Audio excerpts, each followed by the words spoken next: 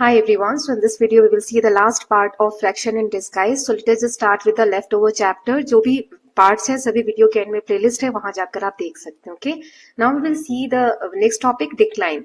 Several items और materials lose financial value over time.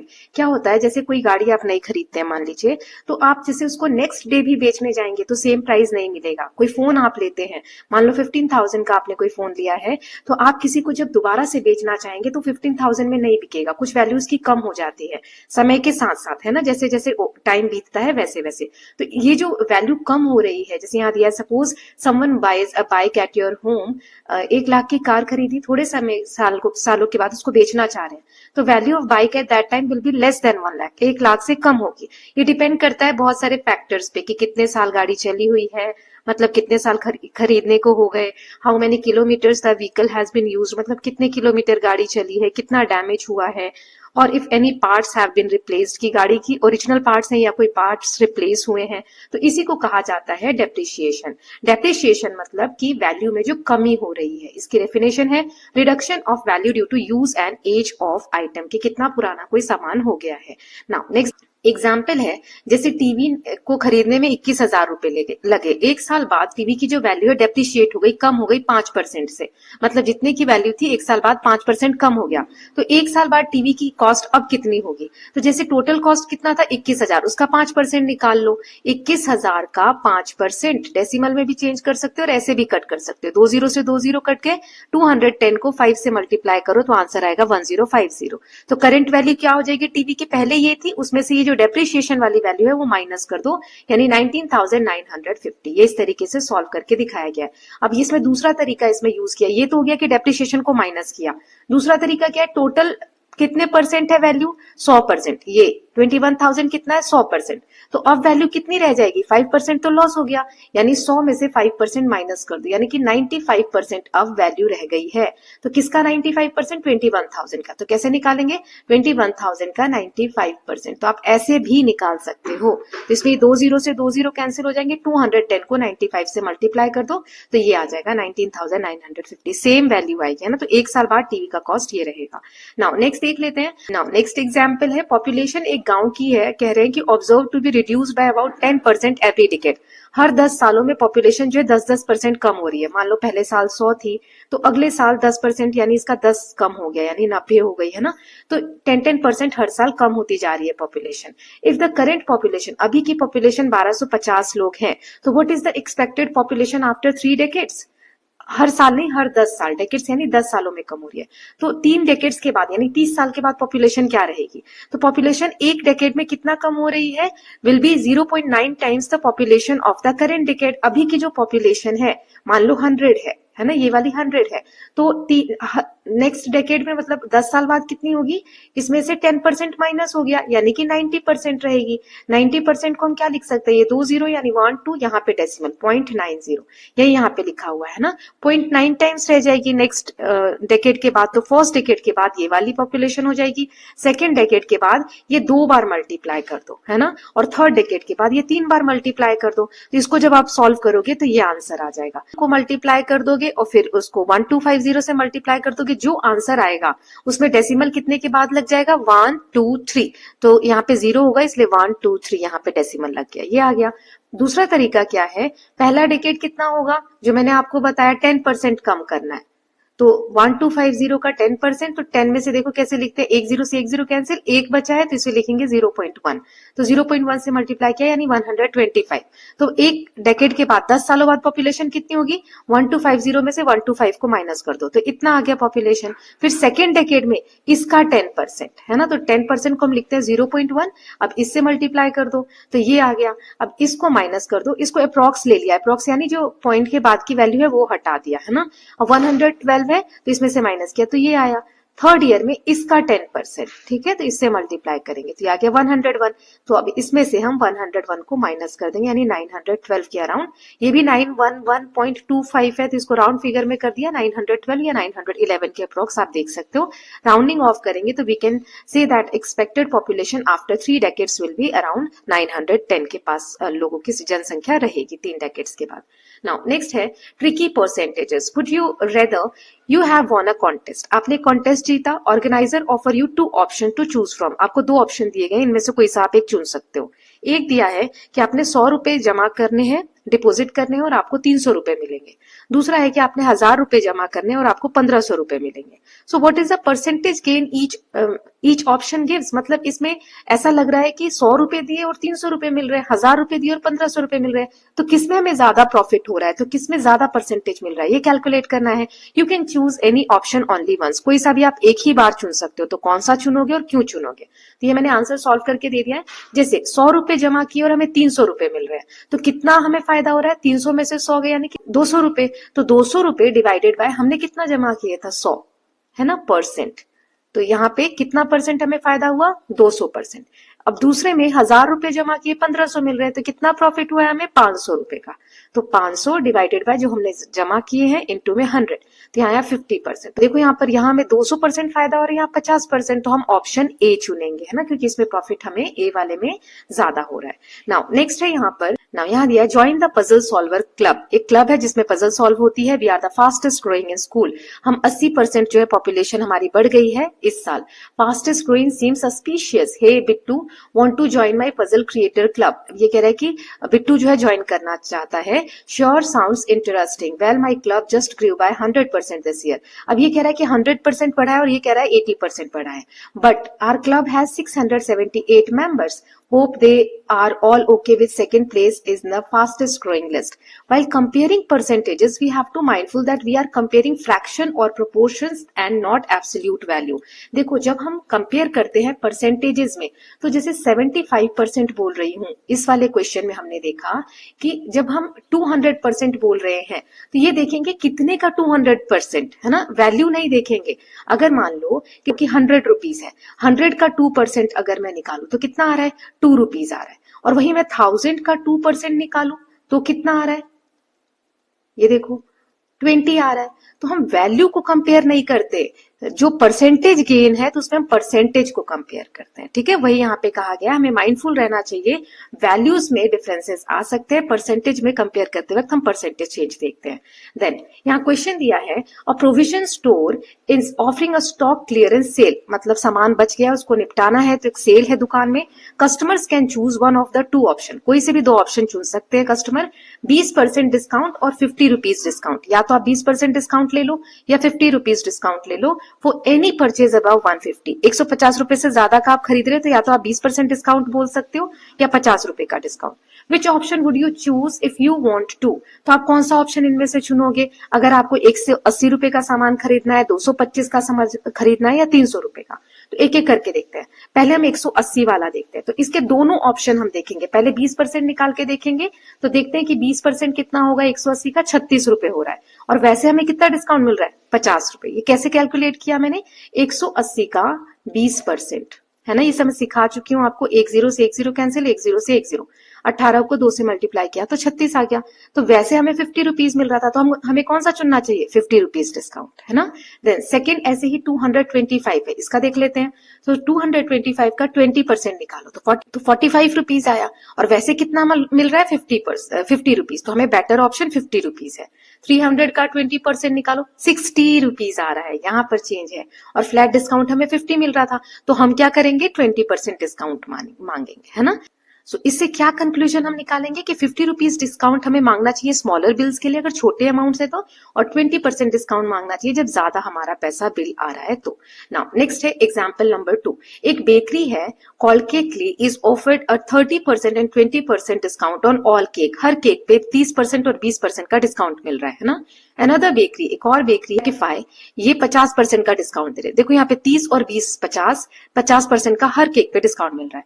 Would you rather choose Cakely or Caffy if you want the cheaper cost. तो आप किसको चुनेंगे, है ना, अगर आपको सस्ता चाहिए. इट सीम्स दैट, ऐसे देखने में तो लग रहा है 30 और 20 कितना हो गया, 50 हो गया.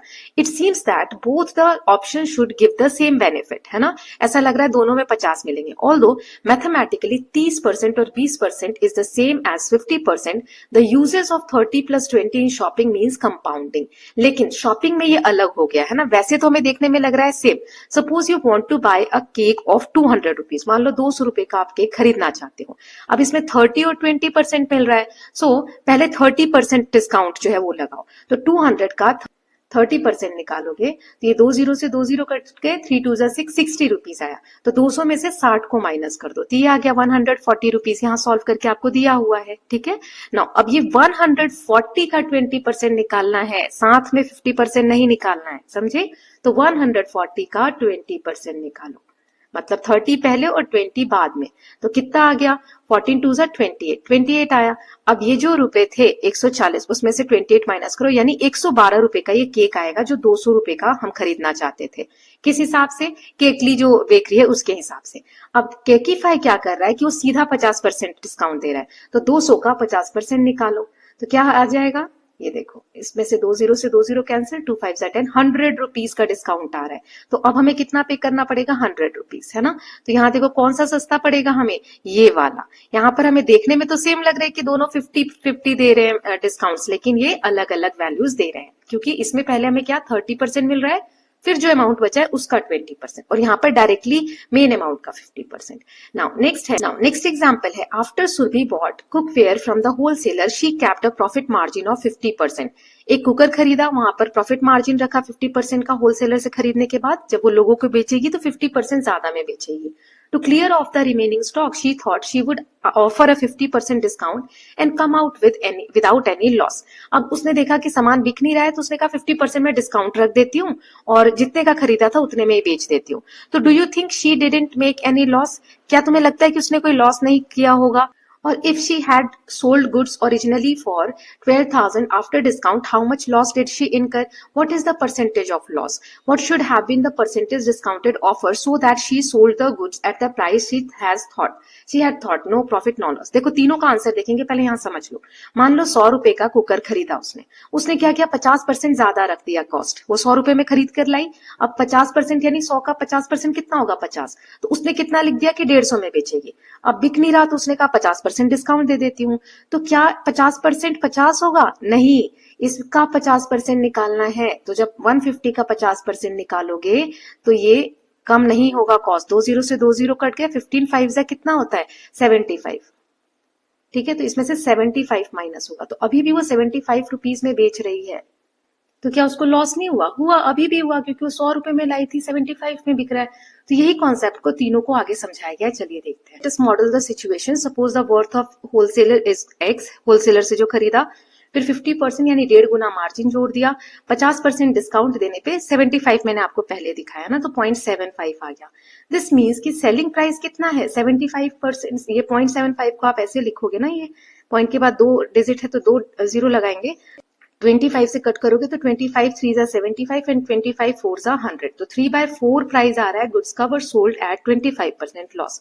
तो यानी कि खरीदा कितने में था, 100% में, बेच कितने में रही है, 75. तो कितने का लॉस हुआ, 25% का, है ना. ये यहाँ पे दिखाया गया है. सो अगर वाले में हमें निकालना था कि कितना लॉस हुआ अगर उसने 12,000 में सामान बेचा, तो ये देखो, ये जो पूरा लास्ट में बेच रहे हैं आफ्टर डिस्काउंट, वो 0.75x है ना. तो 0.75x की वैल्यू हमें कितनी दी गई है कि 12,000 में उसने बेचा. तो x की वैल्यू फाइंड आउट कर लो. ये 0.75 को आप ऐसे लिख लो, 75 डिवाइडेड बाय 100. तो x की वैल्यू क्या हो जाएगी, ये 12,000 एज इट इज रहेगा, मल्टीप्लाई 100 ऊपर चला जाएगा और 75 नीचे आ जाएगा, है ना, क्योंकि इधर मल्टीप्लाई में तो डिवाइड में तो मल्टीप्लाई में. अब इसको कट करोगे तो 25 4 जा एंड 25 3 जा, 3 1 जा 3 4 जा 12, 4,000 आ गया. अब इसका मल्टीप्लाई करो 4,000 का 4 से तो 16,000, यानी टोटल सामान कितने का था, 16,000 का, बेचा कितने में, 12,000. तो इसको माइनस करोगे तो लॉस कितने का हुआ, 4,000 का हुआ. ठीक है, अब आगे देखते हैं. सो नेक्स्ट क्वेश्चन यहाँ पे, Areeba and Arun have some marbles. इन दोनों के पास कुछ कंचे हैं, मार्बल्स हैं. Ari says the number of marbles with me is 120 120% of the marbles Arun has, मतलब अरुण के पास जितने हैं, तो अरीबा का कहना है कि उसके पास 120% अरुण के. What would be an appropriate statement Arun could make comparing the number of marbles he has with Ariba? तो क्या कहेंगे, अरीबा हैज 120% ऑफ अरुण's मार्बल. इसका मतलब है 120 क्या होगा, 1.2 ऑफ अरुण मार्बल. ठीक है, सो अरुण के जो मार्बल हैं वो 1 अपॉन में 1.2 है, दैट इज 5/6. इसको सॉल्व करोगे 1 अपॉन में ये 1.2 है तो इसे 10 आ जाएगा. 2 5 जा 10, 2 6 जा 12. ठीक है, 5/6. यानी परसेंटेज में कैसे चेंज किया है, तो यहाँ पे 100 से मल्टीप्लाई कर दिया, तो 5 का मल्टीप्लाई किया 100 से 500. अब यहाँ पे इसको 6 से डिवाइड करो, तो 6 8 जा 48, यहाँ 2 आया 20, 6 3 जा 18, फिर यहाँ पे 2 आया, यहाँ पे डेसिमल लगा के 20 ले लेंगे, 6 3 जा 18, इस तरीके से 83.33%. ठीक है, तो ये वैल्यू आ गई. नाउ नेक्स्ट क्वेश्चन है, अप्रोप्रिएट स्टेटमेंट हमें बताना है किस तरीके से लिखेंगे. तो number of marbles I have is 18.33% of marbles of Areeba. You can say I have 5/6 of Areeba's marble, है ना, ये मैंने आपको सॉल्व करके बता दिया. अब लास्ट में चैप्टर के फिगर इट आउट है, ये देख लेते हैं कैसे सॉल्व होगा, एक एक करके सारे क्वेश्चंस देखेंगे. तो पहला है यहाँ पे पॉपुलेशन दिया हुआ है बेंगलुरु का 2025 में 250% है इसकी पॉपुलेशन जो 2000 में थी उसकी. अगर 2000 में पॉपुलेशन 50 लाख थी, तो अब पॉपुलेशन कितनी होगी, तो 50 लाख का 250% निकालना है, यानी 50 लाख का 250%. ठीक है, ऐसे. अब 50 लाख में कितने जीरो आते हैं, अगर इसको सही से आप लिखो, पूरा 50 लाख लिखोगे तो इजी हो जाएगा सॉल्व करना. 50 लाख कैसे लिखेंगे, तो ये 0 0 0 0 0 है ना, और यहाँ पे मल्टीप्लाई, तो ये 2 0 से 2 0 कट गए. अब यहाँ पर आप मल्टीप्लाई करो तो 5 का 25 से करेंगे तो 125 आया, और कितने जीरो है, 1 2 3 4 और 5 जीरो है, 1 2 3 4 5, तो ये आएगा 1.25 करोड़. नाउ नेक्स्ट देख लेते हैं, द पॉपुलेशन ऑफ वर्ल्ड की पॉपुलेशन 2025 में 8.2 बिलियन है. Population of some countries in 2025 are given, है ना, जैसे जर्मनी की इतनी है, इंडिया की इतनी है. Match them with their approximate percentage share world wide population. जैसे पूरी दुनिया की पॉपुलेशन 8.2 बिलियन है, तो ये जो पॉपुलेशन है इसको आपको मैच करना है कितनी हो सकती है ना. तो इस क्वेश्चन को करेंगे कैसे, यहाँ जो भी पॉपुलेशन दी गई है वो लगभग मिलियन में दी है, और जिससे कंपेयर करना है वो बिलियन में दी है, तो इसी को मिलियन में पहले चेंज कर लेते हैं. सिर्फ इंडिया का बिलियन में वो हम बाद में देख लेंगे. ठीक है, तो या फिर इसको भी हम मिलियन में कर लेंगे. तो इसको मिलियन में करने के लिए क्या करना होता है, 1000 से मल्टीप्लाई करना होता है. तो 8.2 को आप 1000 से मल्टीप्लाई करो. ठीक, तो ये 1 0 यहाँ नीचे आ जाएगा, 0 से 0 कैंसिल, यानी 8200 मिलियन है. अब कंपेयर करना आसान हो जाएगा, तो यहाँ मैं mn लिख रही हूँ मिलियन के लिए. इंडिया का 1.46 है, इसको भी आप बिलियन को मिलियन में कर लो, तो 1000 से करेंगे, नीचे 100 आ जाएगा, ये 2 0 से 2 0 कट गए, तो 146 को 10 से मल्टीप्लाई किया, यानी 1460 मिलियन आ गया. अब कंपेयर करो, तो ये फालतू लाइनें मैं यहाँ से इरेज कर देती हूँ, जस्ट अ सेकेंड. जैसे 8200 मिलियन आया, तो इसमें अगर हम इंडिया का देखें तो 1460 मिलियन है, तो ये कितना परसेंट होगा इसका, तो इसको ऐसे निकालेंगे, 8200 का x परसेंट है इंडिया की पॉपुलेशन 1460, तो ये x यहीं रहने दो, बाकी को उस साइड ले जाओ. 1460 100 यहाँ डिवाइड में है तो मल्टीप्लाई में, और 8200 यहाँ पे मल्टीप्लाई में तो डिवाइड में. 2 0 से 2 0 कैंसिल हो गए. अब 82 को आप इससे कट करो, तो क्योंकि हमें एस्टिमेट करना है, अंदाजा करना है, तो 82 को आप 80 कर दो, है ना, अप्रॉक्स करके हम सॉल्व कर लेते हैं. तो 0 से 0 कैंसिल हुआ, 8 से कट करो तो 8 1 जा 8, और यहाँ आ जाएगा 66, तो 8 7 जा 56, 17% के अराउंड आ रहा है ना, 17 या 18%. तो यहाँ पर देखो ये रहा 18% है, तो इंडिया की पॉपुलेशन आ गई 18%. ऐसे ही बाकी का ले लेंगे, तो अब देखो बाकी का करने के लिए अब मैं पूरा नहीं लिखूंगी, ये 100 नीचे डिवाइड में तो मल्टीप्लाई में, और ये यहाँ पर डिवाइड में आ जाएगा, है ना. तो सबके साथ ऐसा ही कर लेते हैं. इंडिया का समझ में आया आपको. अब जैसे जर्मनी का है, तो जर्मनी का क्या आ जाएगा, 83 मल्टीप्लाई 100 और डिवाइडेड बाय 8200, है ना, तो ये 2 0 से 2 0 कट गए. यहाँ 82 है, 83 है, अप्रॉक्स निकालना है तो 1 टाइम्स में अप्रॉक्स 1% आ रहा है ना, तो जर्मनी का क्या हो गया 1%, ये वाला आ जाएगा मैच. ऐसे ही बांग्लादेश का 175 है, तो 175 इंटू में 100 डिवाइडेड बाय 8200, तो ये 2 0 से 2 0 कट गए. 82 कितने टाइम्स में जाएगा, लगभग 2 बार में. 82 का डबल करो मतलब 2 टाइम्स टेबल पढ़ेंगे तो कितना आ जाएगा, 2 और 2 4, 8 और 8 16, देखो 164 आ रहा है, तो लगभग 2% के अराउंड है ना, तो इसका 2% आ जाएगा। ये 347 है, तो 347 मल्टीप्लाई में 100 और डिवाइडेड बाय 8200, ये 2 जीरो से 2 जीरो कट गए, 82 दो बार में इतना आ रहा है, तो 4 बार में इसका डबल, क्योंकि देखो 164 है, यहाँ 347 है, तो 82 को 4 टाइम्स करो, 4 2 जा 8, 4 8 जा 32, यही आ रहा है 328 इसके पास का। तो 4% देखो कहां पर दिया हुआ है, तो यहाँ पर 4% वैल्यू है नहीं, 8% ज्यादा हो जाएगा, ये वाला मिसप्रिंट है, आई थिंक यहाँ पे 4 या 5% होगा, है ना, कोई सा भी इन दोनों में से एक, तो इसके साथ मैच कर देंगे, ठीक है। तो इस तरीके से कंपेयर करना है। नाउ नेक्स्ट देखते हैं, थर्ड है price of mobile phone as, एक मोबाइल फोन का कॉस्ट इतना दिया है, जीएसटी 80% इसमें ऐड होता है इस प्राइस में, तो विच of the following gives the final price of the phone. इसको सॉल्व कैसे करेंगे, देखो इसकी इक्वेशन हमें बतानी है, इनमें से कौन सी सही है, बहुत आसान है। कॉस्ट क्या है 8250, ठीक है। अब इसमें कितना ऐड हो रहा है, तो 8250 का 18% ऐड हो रहा है, ओके। नाउ 18%, या तो इक्वेशन ऐसी बनी होगी, या 8250 इसमें क्या ऐड हो रहा है, 8250 का 18%, तो 18% को हम ऐसे भी लिख सकते हैं, और ये 2 जीरो है तो 2 के बाद भी पॉइंट लिख सकते हैं ऐसे। तो देखो कहां पर है ये नहीं है, ये नहीं है, ये नहीं है, ये भी नहीं है, ये भी नहीं है, ये भी नहीं है, ये वाला, ठीक है। तो this is the 6th is the correct answer, है ना।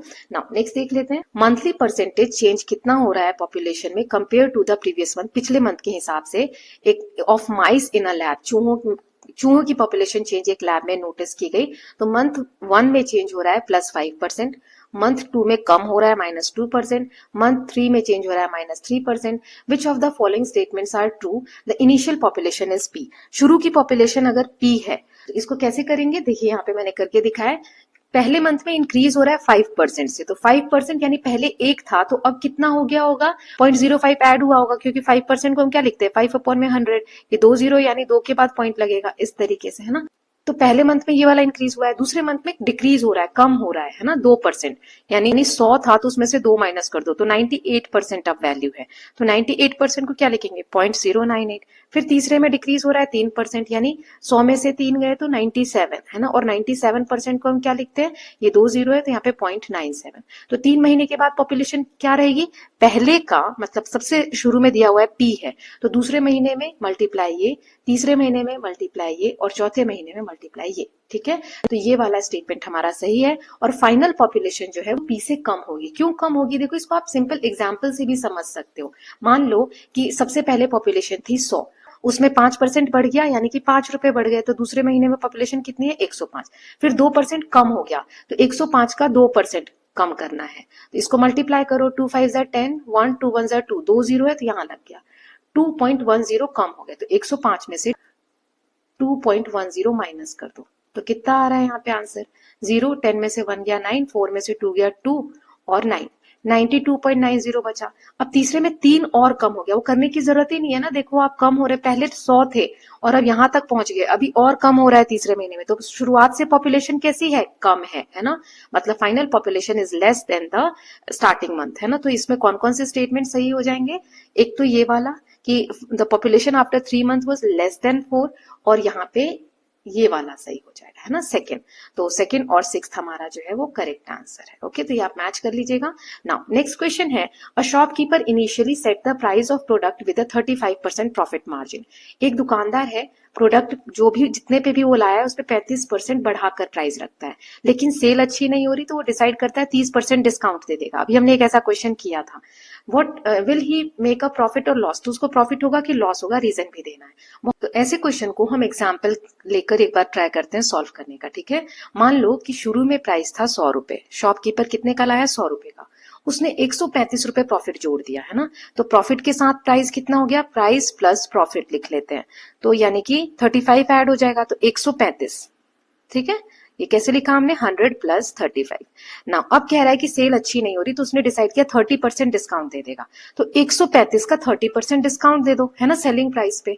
सो 135 का यहाँ पे 30% निकाल लो, तो ये 0 से 0 कट गया, अब यहाँ 5 2 जा 10, 5 2 जा 10, 35 5 7 जा 35।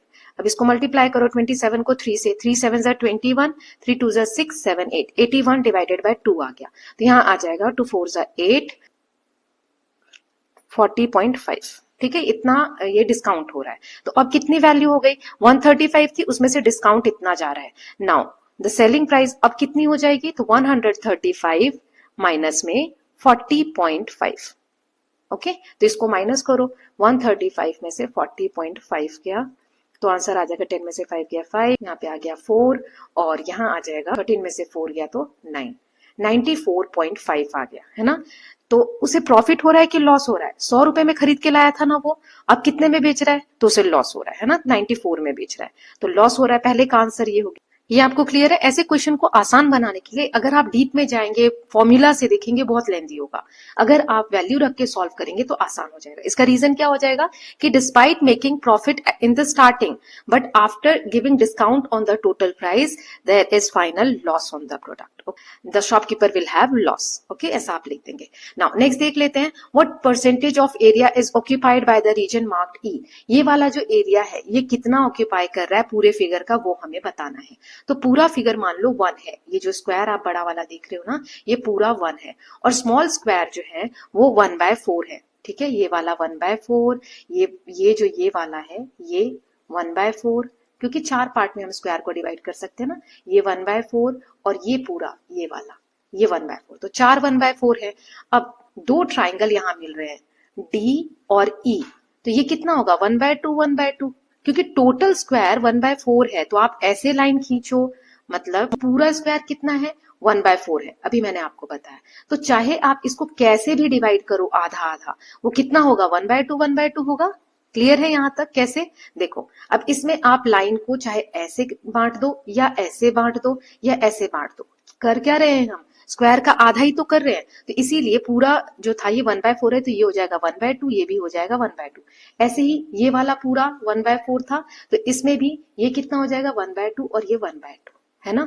तो ट्राइंगल जो है वो कितना है 1/2 है स्क्वायर का, हमें इसका एरिया निकालना है, तो इसमें भी आप वैल्यू रख के सॉल्व कर सकते हो, है ना। मान लो पूरा था 100, पूरा एरिया कितना था 100, यहाँ पे मैं 100 लिख देती हूँ, तो छोटा वाला स्क्वायर कितना हो जाएगा 25, पूरा 100 है तो ये 25, ये 25, ये 25 और ये वाला 25।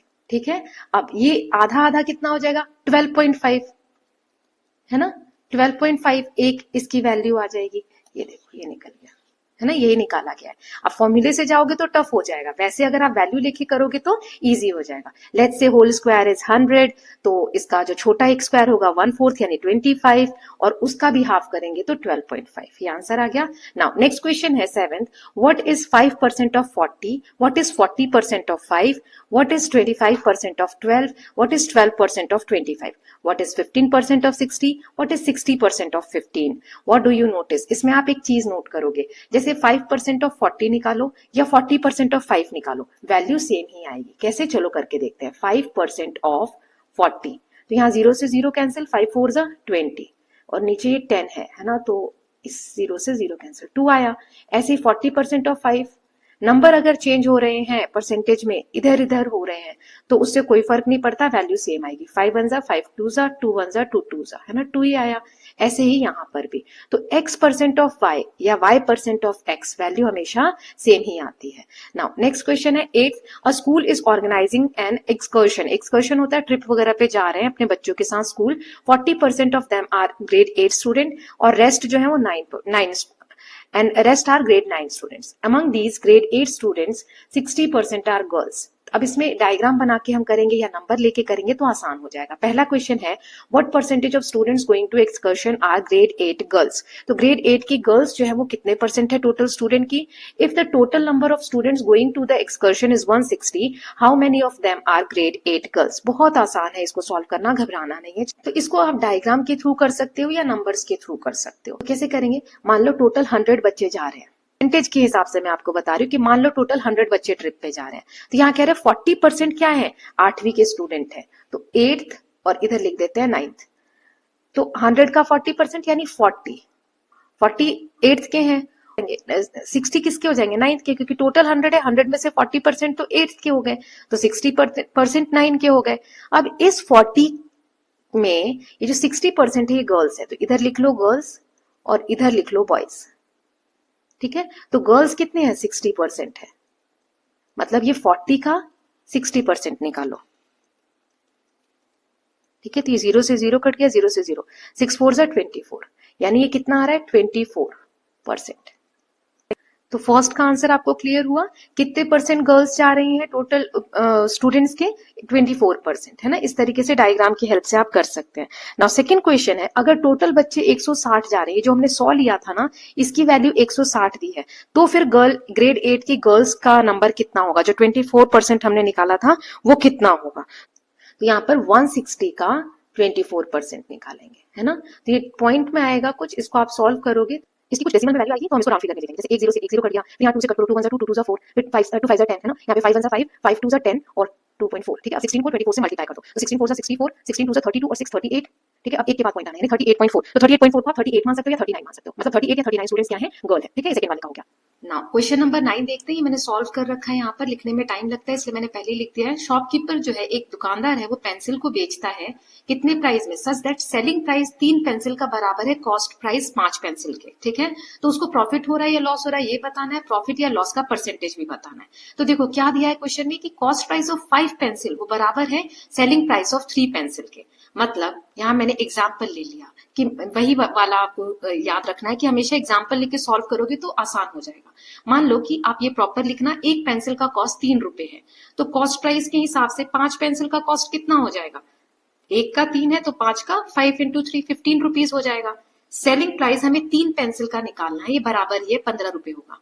अब एक पेंसिल का कॉस्ट प्राइस कितना दिया मैंने, कितना लिया एग्जाम्पल? 3 रुपीज। अब अगर एक पेंसिल का ये कॉस्ट प्राइस है ना, अगर सेलिंग प्राइस मुझे एक पेंसिल का पता चल जाए तो मुझे पता चल जाएगा कि प्रॉफिट हो रहा है या लॉस हो रहा है। तो जब 3 पेंसिल का सेलिंग प्राइस 15 रुपए, तो एक पेंसिल का कितना हो जाएगा? मतलब मान लो 3 पेंसिल आपने 15 रुपए में खरीदी, तो एक पेंसिल कितने में आएगी? 15 को हम 3 से डिवाइड कर देंगे यानी 5 रुपीज में। वही यहाँ पर मैंने किया है, 15 को 3 से डिवाइड किया यानी 5 रुपीज में सेलिंग प्राइस है, ठीक है। ये आ गया। तो देखो कॉस्ट प्राइस यानी खरीदा कितने में? 3 रुपए में। बेच कितने में रहा है? 5 रुपए में। तो प्रॉफिट हो रहा है या लॉस हो रहा है? प्रॉफिट हो रहा है ना। तो कितना प्रॉफिट हो रहा है? 5 माइनस 3 यानी कि 2।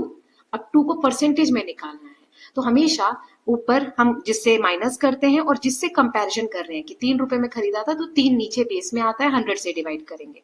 तो 5 में से 3 गया 2 डिवाइडेड बाय 3 इंटू 100, तो 2 का 100 से मल्टीप्लाई करो 200, उसको 3 से डिवाइड करो तो आ जाएगा 66.66%।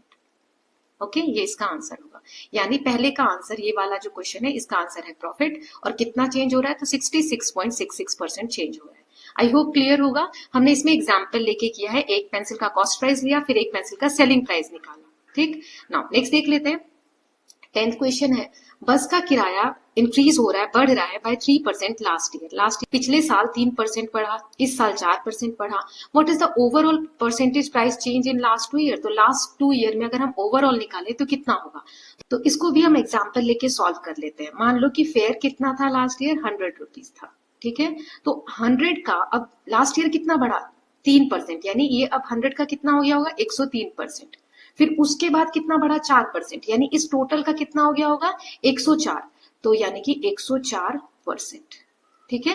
तो ओवरऑल कितना परसेंट इंक्रीज आया यहाँ पर? तो ये वाला मैं मिटा देती हूँ, इसको आप सॉल्व करोगे तो आंसर आ जाएगा, परसेंटेज आ जाएगा। जैसे ये 100 से ये कट गया, अब इसको इससे आप मल्टीप्लाई कर दो, 103 को 104 से, तो इनको आप मल्टीप्लाई करोगे तो आंसर आ जाएगा 10712, ठीक है। अब यहाँ 2 0 है तो इसके 2 के बाद पॉइंट लग जाएगा, यानी 107.12 का चेंज आया है। तो ये 107.12 क्या है?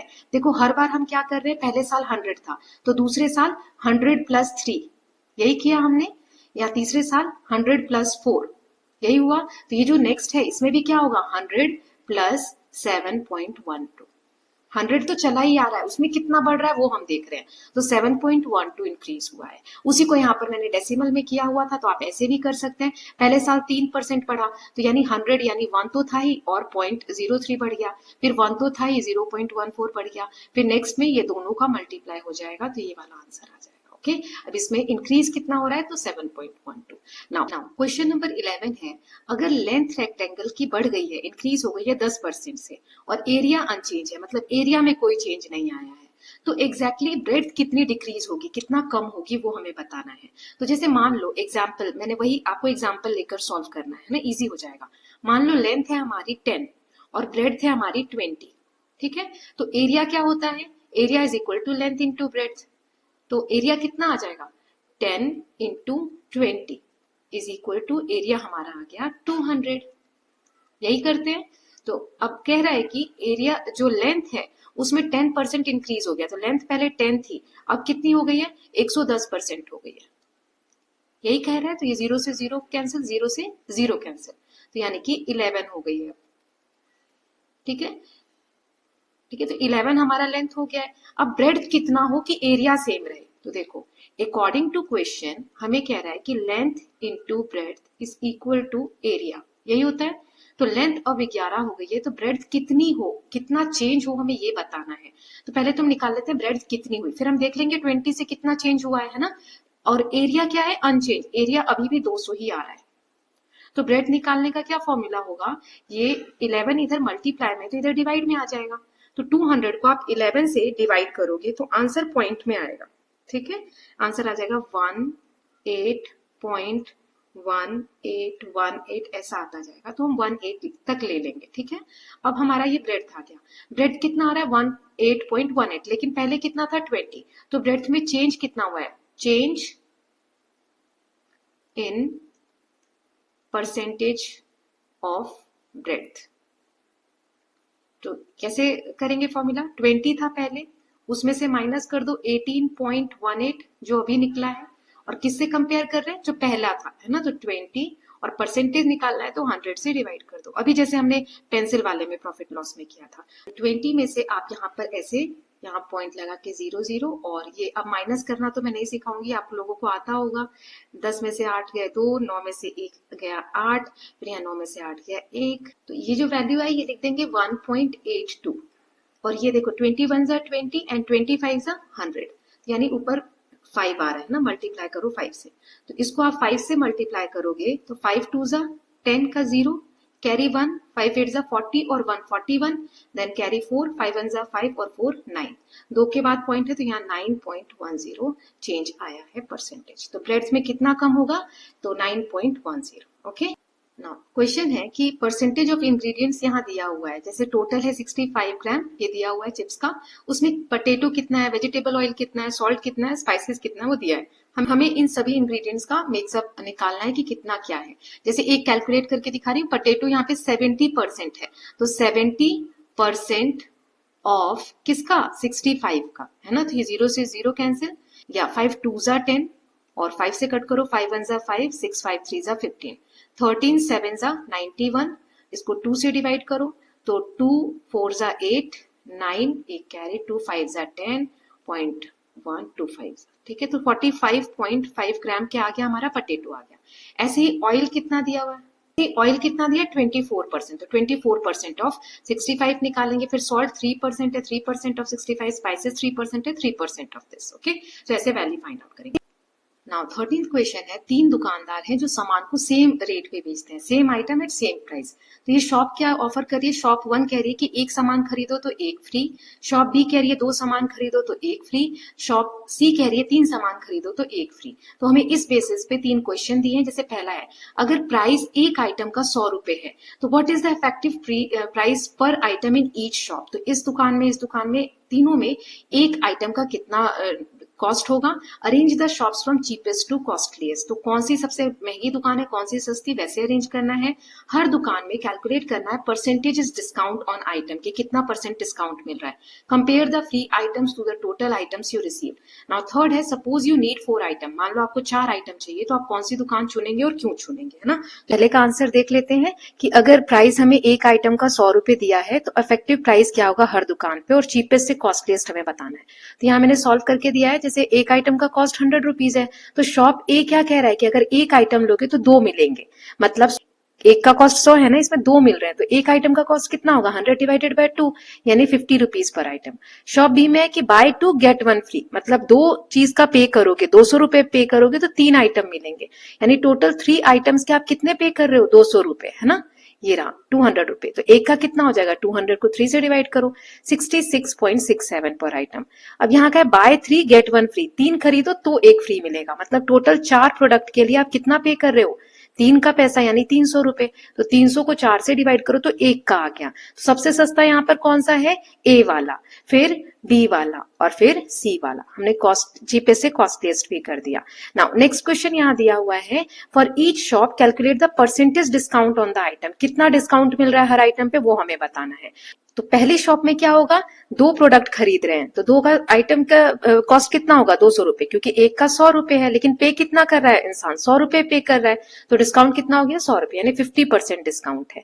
दूसरे वाले में 2 खरीदने पे, यानी 3 आइटम कितने का खरीद रहा है? 300 रुपए का, लेकिन पे कितना कर रहा है? 200 रुपए, क्योंकि एक उसको फ्री में मिल रहा है, तो डिस्काउंट कितने का हो गया? 300 में से 200 गए तो 100 रुपए, यानी तो ये कितने परसेंट हो गया? तो ऐसे निकालते हैं, देखो 100 डिवाइडेड बाय 300, क्योंकि हम किससे कंपेयर कर रहे हैं? 300 से, है ना, इनटू में 100, तो ये 2 जीरो से 2 जीरो कट के 100 को 3 से डिवाइड करोगे तो 33.33%। शॉप सी का देखें तो 4 आइटम 400 रुपए का पड़ रहा है, लेकिन पे कितना कर रहे हैं? 300, तो कितना प्रॉफिट चेंज हुआ? 400 में से 300 माइनस करो, किससे कंपेयर कर रहे हैं? 400 से, डिवाइडेड और मल्टीप्लाई में परसेंटेज निकालना है तो 100, है ना, तो ये 2 जीरो से 2 जीरो कट गए, 400 में से 300 गए तो 100 और डिवाइडेड बाय 4, तो इसको कट करोगे तो 25%। ठीक है, तो ये परसेंटेज डिस्काउंट आ गया। नाउ तीसरा वाला क्वेश्चन इसमें कह रहा है, सपोज आपको 4 आइटम खरीदने हैं, तो आप किस दुकान पे जाएंगे? तो चलिए देखते हैं। शॉप ए पे क्या होगा, अगर हमें 4 आइटम लेने हैं तो हमें 2 ही का कॉस्ट पे करना पड़ेगा, क्योंकि 50% तो डिस्काउंट है, तो 200 रुपए। शॉप बी में जाओगे तो यानी कि आपको 3 का कॉस्ट पे करना पड़ेगा, 300 रुपए, और शॉप सी में जाओगे तो आपको 3 का कॉस्ट पे करना पड़ेगा 300 रुपए। तो यहाँ पर आप देखो सबसे सस्ता कौन सा पड़ रहा है? Shop A. Shop A because it gives 4 items at the lowest cost. देखो पूरा करने की जरूरत भी नहीं है, जो आपने पहला वाला देखा था ना, पर मिल रहा है। सबसे कम कहां पर पड़ रहा है? इस वाले में, तो शॉप ए में ही जाना होगा, तो यहीं से आप आंसर इसका कर सकते थे। नाउ 14th क्वेश्चन है, एक रूम है जिसमें 100 लोग बैठे हैं, 100 लोग हैं, 99% ऐसे हैं जो लेफ्ट हैंड से लिखते हैं, तो लेफ्ट हैंड पीपल 98% हमें करना है, तो कितने लोगों को रूम से बाहर जाना होगा ताकि परसेंटेज जो है 99 से 98 हो जाए? तो इसको कैसे करेंगे, चलिए देखते हैं। टोटल लोग 100 है मान लो, तो लेफ्ट हैंड से कितने लोग यूज करते हैं? 99, तो एक व्यक्ति ऐसा है जो एक हैंड मतलब राइट हैंड यूज करता है, तो कितने लेफ्ट हैंड लोग जाएंगे ताकि जो परसेंटेज है 99 से कितना हो जाए? 98 हो जाए। तो देखो राइट हैंड तो है ही एक, तो वो तो जा ही नहीं रहा, लेफ्ट हैंड पीपल ही तो सारे जा रहे हैं, so only left hand people leave, so the right hand people will remain 1, अभी भी 1 ही बचेंगे वो। तो अगर लेफ्ट हैंडेड पीपल अब हमें 98 बनाने हैं, तो इसमें राइट हैंड कितने हो जाएंगे? 2, क्योंकि टोटल परसेंट होता है 100%, तो 98% हमें लेफ्ट हैंडेड पीपल बनाने हैं, तो राइट हैंडेड कितने परसेंट है? 2% है, तो ये 2% की वैल्यू हमें कितनी दी है? 1, क्योंकि एक ही व्यक्ति तो बचा है, तो 2% की वैल्यू है 1, तो 1% की कितनी होगी? मैंने कॉस्ट वाले में समझाया था 1/2, जैसे 2 पेन का कॉस्ट है 10 रुपए, तो एक पेन का कॉस्ट कितना होगा? 10 डिवाइडेड बाई ये 2 इधर नीचे आ जाता है 2, ऐसे ही ये 2 इधर नीचे आ गया, है ना, तो 1/2। अब मैं बोलू 3 पेन का कॉस्ट कितना होगा, तो 10/2 मल्टीप्लाई 3, तो 2 1 जा 2, 2 5 जा 10, अब ये 5 3 जा 15 रुपीज का 3 पेन है, मतलब ये क्या करा मैंने, ये 3 को इधर मल्टीप्लाई किया। ऐसे ही 2% का 1 है, 1% का 1/2, तो 98% की कितनी वैल्यू होगी? तो 98 को इधर मल्टीप्लाई कर दो, 1/2 मल्टीप्लाई 98, तो कितना आ जाएगा इसको कट करके? 2 4 जा 8, 2 9 जा 18, 49%, 49 लोग कैसे होंगे? लेफ्ट हैंडेड, है ना, ये यहाँ पे कैलकुलेट करके दिखाया गया। इसको आप ध्यान से समझना तो आ जाएगा समझ में। People who left the room, तो कितने लोगों को रूम से जाना पड़ेगा? 49 यहाँ पे लेफ्ट हैंडेड है और एक राइट हैंड वाला है, तो 50 तो अभी भी है रूम में, मतलब 50 लोगों को जाना पड़ेगा। 100 पहले थे, उसमें से 50 माइनस कर दो तो 50 लोगों को जाना पड़ेगा। यही क्वेश्चन था। नाउ नेक्स्ट क्वेश्चन है, look at the following graph. यहाँ दिया है ability to use computer by age and gender. 2023 का डेटा दिया है कि ability to use computer is highest among those in their 20s and teenagers. यहाँ पे सीनियर सिटीजन का दिया हुआ है, ब्लू बॉक्स फीमेल के लिए है और येलो बॉक्स मेल के लिए है, कि सीनियर में 2% जो फीमेल है वो कंप्यूटर चलाना जानती है, 4% जो मेल है वो जानते हैं। 50s में मतलब 51 52 जिनकी एज है उनमें 4% फीमेल और 9% मेल। 40s में 30s में ऐसे डेटा दिया हुआ है मेल और फीमेल का। और ये कहा जा रहा है टीनेज में और 20s में देखो सबसे ज्यादा यहाँ पर कंप्यूटर का यूजेस 30% 35% तक के लोग जो हैं वो कंप्यूटर चलाना जानते हैं। अब इस बेसिस पे यहाँ पर 6 क्वेश्चंस दिए गए हैं, ठीक है, तो एक एक करके हम देखेंगे और बताना है हमें कि ये जो क्वेश्चंस हैं, which of the following statements are valid, एक या जो भी ट्रू फॉल्स हमें एक तरीके से बताना है। तो एक एक करके देखेंगे। पहला क्वेश्चन है, people in their 20s are most computer literate, मतलब 20s में सबसे ज्यादा कंप्यूटर लिटरेट हैं। तो देखो यहाँ टीनेज में कितने हैं, ये 24 है, यहाँ 26 है, यहाँ 29 है, यहाँ 37 है, यानी 20s में सबसे ज्यादा है। तो ये कितना हो गया, ट्रू हो गया, है ना, क्योंकि यहाँ इसका हम टोटल करेंगे 24 और 29 को ऐड करोगे तो कितना आएगा, 53 आएगा। और यहां अगर आप इन दोनों को ऐड करोगे, 26 और 37 को ऐड करोगे, 37 को, तो यहाँ 63 आएगा, मतलब 20s में हाईएस्ट है। ये स्टेटमेंट सही है। दूसरा देख लेते हैं। तो यहाँ पर सेकंड क्वेश्चन है, women lag behind man in using computer. तो जो विमेन है वो मेन से पीछे है। यस, सभी में आप देखो यहाँ पर विमेन का कम है एज कंपेयर टू दिस, यहाँ भी, यहाँ भी, यहाँ भी, यहाँ भी और यहाँ भी। तो yes, in every group female percentage is less than male. तो ये स्टेटमेंट क्या है, ट्रू है। थर्ड है, there are more people in their 20s than teenagers, मतलब 20s में ज्यादा लोग हैं एज कंपेयर टू टीनेजर्स। तो ये स्टेटमेंट क्या होगा, गलत होगा, क्योंकि यहाँ पे कंप्यूटर का यूजेस बताया गया, टोटल पॉपुलेशन का नहीं, तो इसीलिए फॉल्स है।